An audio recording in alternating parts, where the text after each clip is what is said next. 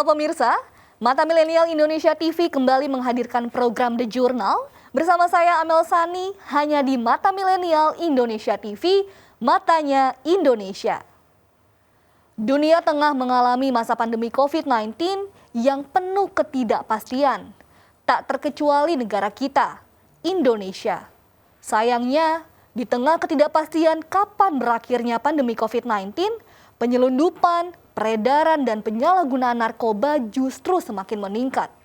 Tercatat pada November 2020, terungkap sebanyak 29.615 kasus narkoba dengan 38.960 orang tersangka.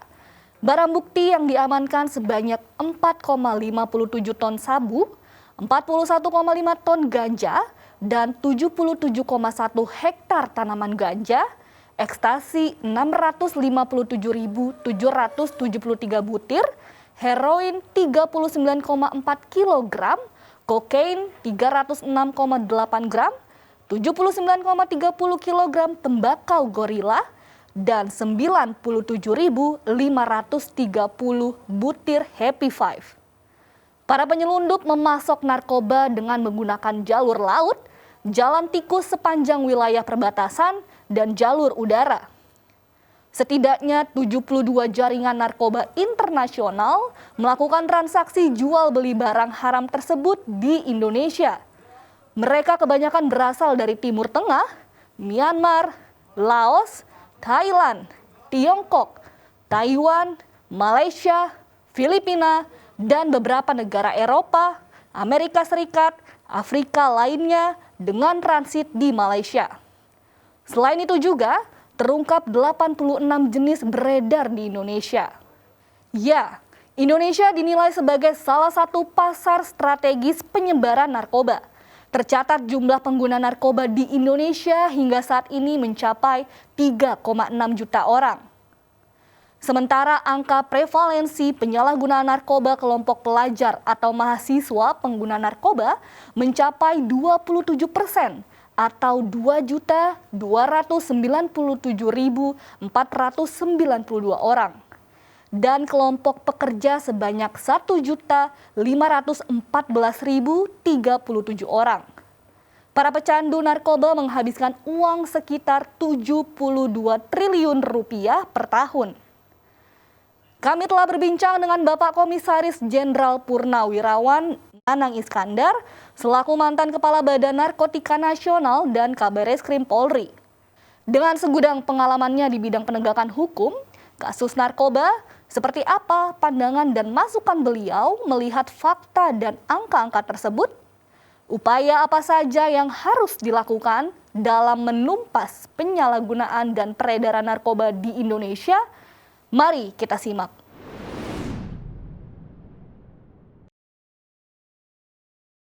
Ya, karena di Indonesia itu demand-nya besar. Ya, demand besar itu menyebabkan negara-negara lain rebutan untuk menjadi supply.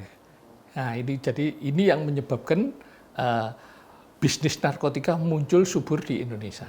Jadi memang kesuburan bisnis narkoba itu karena demand-nya besar. Demand itu siapa? Penyalahguna narkotika.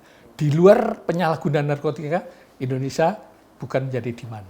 Oleh karena itu kalau ada tangkapan besar, ya kan, oleh penyidik gitu ya, kita bangga di satu sisi, ya kan, kita mengacungi jomblo, mengacungi jempol lah gitu ya kepada penyidik sebagai suatu prestasi. Tetapi, ya kan, ya di sisi lain ini menunjukkan bahwa supply yang artinya demand di Indonesia itu sangat besar. Nah, itulah kira-kira gambarannya masalah narkotika di Indonesia di masa pandemi ini. Jadi tidak ada pengaruh. Jadi pandemi ini tidak ada pengaruh karena demand-nya hanya penyalahguna.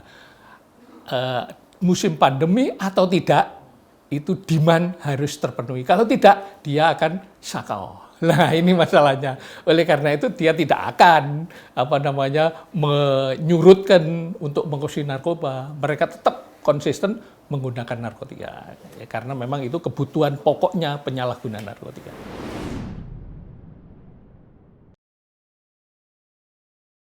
Nah, Karena penyalahguna tidak disembuhkan. Jadi penyalahguna kan di penjara. Artinya dia tetap. Kemudian muncul penyalahguna baru. Sehingga penyalahguna itu tumbuh dengan subur di Indonesia bila penyalahguna dihukum penjara. Ya kan? Apalagi tidak direhabilitasi. Nah, ini menyebabkan penyalahguna tumbuh subur. Kalau penyalahguna tumbuh subur, otomatis supply-nya akan mengikuti subur. Akan tumbuh berkembang dengan subur. Itu mengikuti demand-nya gitu ya.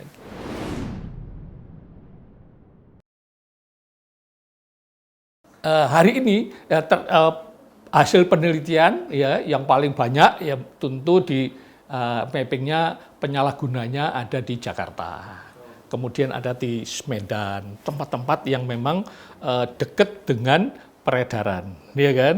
Nah ini memang bagian yang harus diperhatikan, ya kan? Kalau banyak demand tentu akan banyak supply, ya kan? Ini yang menyebabkan mapping penyalahgunaan narkotika itu sesuai dengan jumlah demand. Nah, masalahnya sekarang setiap provinsi ya kan sudah banyak penyalahguna. Bahkan penyalahguna itu terjadi sudah pada tingkat desa-desa. Nah, otomatis supply-nya akan menyebar ke desa-desa. Ini yang jadi masalah. Ya kan? Ini yang harus menjadi perhatian. Ya, perhatian kenapa penegakan hukumnya harus memperhatikan satu rehabilitasi bagi penyalahguna, yang kedua penjara ya dengan hukuman ya berat bagi para pengedarnya. Usia yang banyak itu bisa awal-awal memang ada usia antara 15 gitu ya sampai dengan 21, artinya usia remaja. Kebanyakan mereka ya penyalahguna itu pengedar itu biasanya nyasar pada remaja-remaja. Kalau berhasil nyasar remaja maka dia akan masa selanjutnya akan mengkonsumsi narkotika.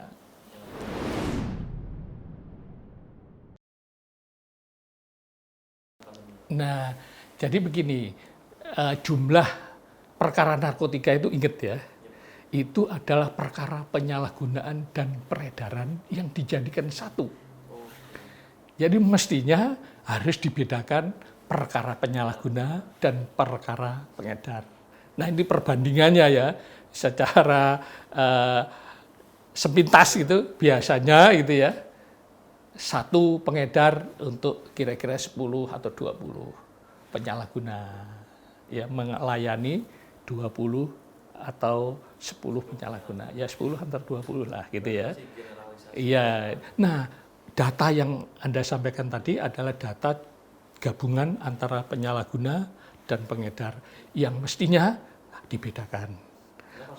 Penyalahguna ini tujuannya adalah untuk direhabilitasi karena undang-undangnya mengatakan bahwa ya kan negara menjamin penyalahguna mendapatkan upaya rehabilitasi, ya kan? Sedangkan pengedar ini harus ditindak sesuai dengan transnational crime. Ya, dihukum tidak hanya penjara tapi juga dikenakan tindak pidana pencucian uang dan diputus jaringan bisnis narkotikanya. Nah, ini dua ini harus seimbang. Mana yang harus didulukan? Ya kan? Menurut teori ekonomi, kalau ada demand ada supply. Ya kan, bukan ada supply kemudian mencari demand, tidak. Oleh karena itu pemberantasan terhadap penyalahguna itu harus diutamakan dengan cara merehabilitasi agar supply-nya kedodoran.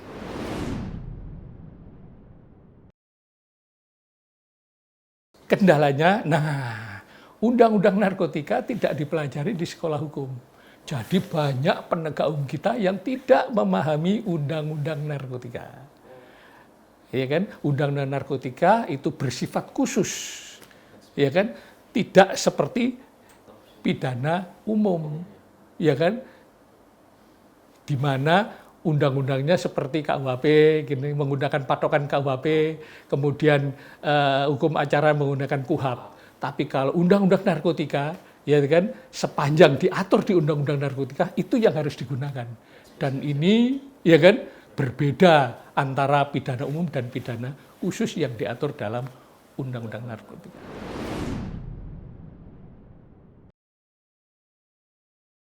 Kalau demandnya di penjara,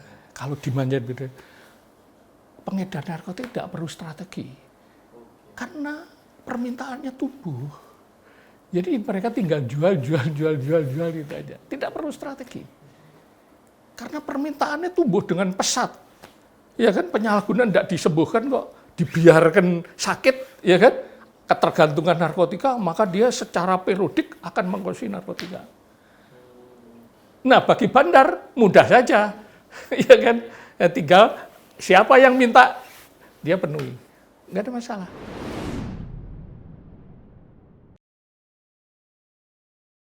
Ya, mungkin juga demikian, ya, memang undang-undangnya memang agak berbeda, memang sengaja menggunakan paradigma pidana umum, ya kan, ditangkapi di penjara, sedangkan paradigma undang-undang narkotika tidak demikian, ya, pidana narkotika tidak demikian paradigmanya.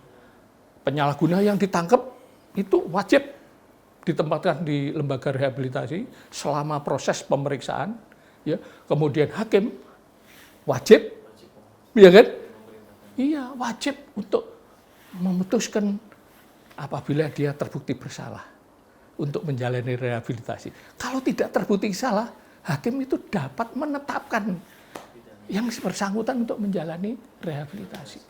Iya, itu hukum pidana narkotika. Jadi memang berbeda hukum pidana narkotika dengan pidana umum gitu.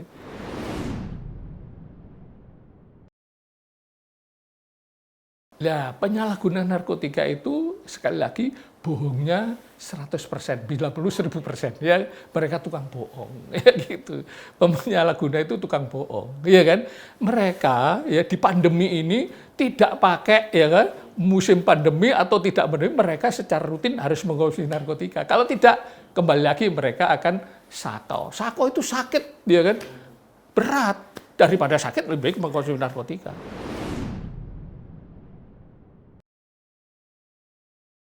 Jadi jaringan narkotika, jadi selama ada demand, pasti ada jaringan yang masuk. Ya ini, karena apa?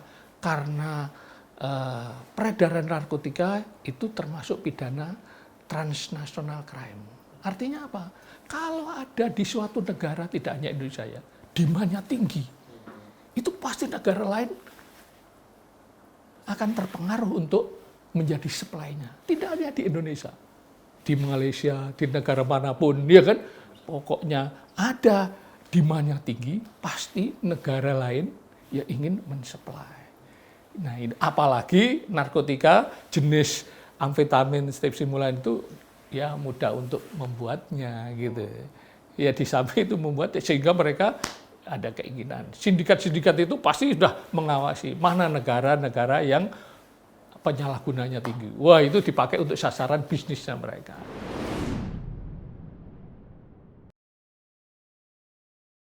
Tentu, di luar negeri harganya termasuk murah. Ya, di Indonesia itu mahal karena kita ini di penjara penyalahgunanya, ya kan. Sehingga mereka penyalahguna untuk mencari barang itu sulit, ya kan. Mereka melalui pasar gelap, gitu. Sehingga harganya mahal ditunggu.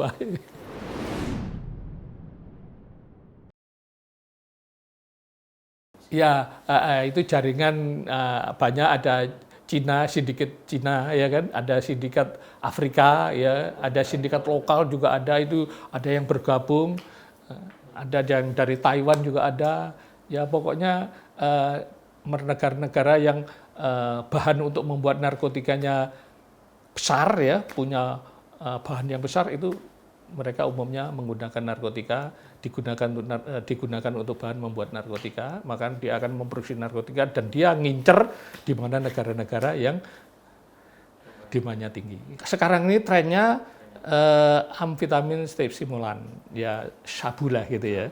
Ya kalau dulu opiat itu seperti heroin, morfin gitu ya dulu. Tapi karena perkembangan zaman ini sangat berbahaya, bisa menyebabkan sudden death gitu ya, sehingga mereka penyalahguna juga tidak tidak mau bunuh diri ya secara tidak rasional ya, mereka sekarang ini trennya adalah amfetamin stimulan.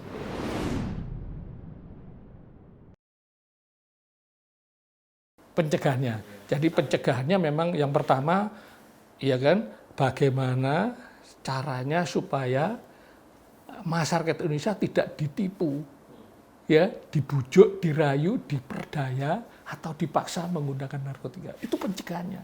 Jadi pencegahan ini tidak sekedar jangan mengusui narkotika loh ya. Tidak sekedar stop narkotika. Tidak. Jadi harus diberikan internalisasi tentang kamu jangan sampai ya kan dibujuk, dirayu, dipaksa menggunakan narkotika. Karena sekali mengkonsumsi narkotika, maka dia dalam fisiknya terjadi intoksinasi, ya kan? Dan tahap berikutnya dia akan menggunakan narkotika secara rutin.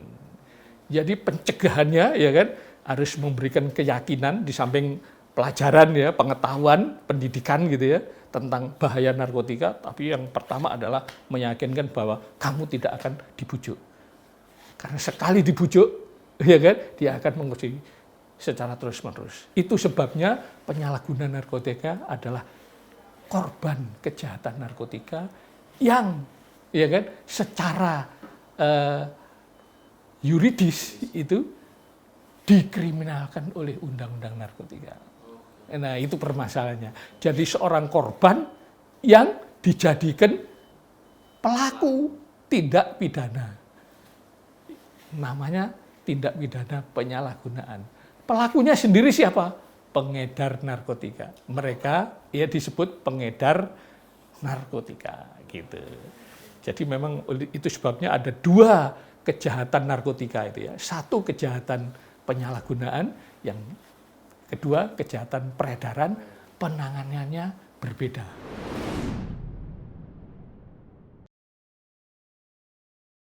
Ya, tidak pengaruh. Ya, tidak pengaruh. Jadi kejahatan narkotika tidak pengaruh kondisi ekonomi, kondisi pandemi. Tidak ada pengaruh.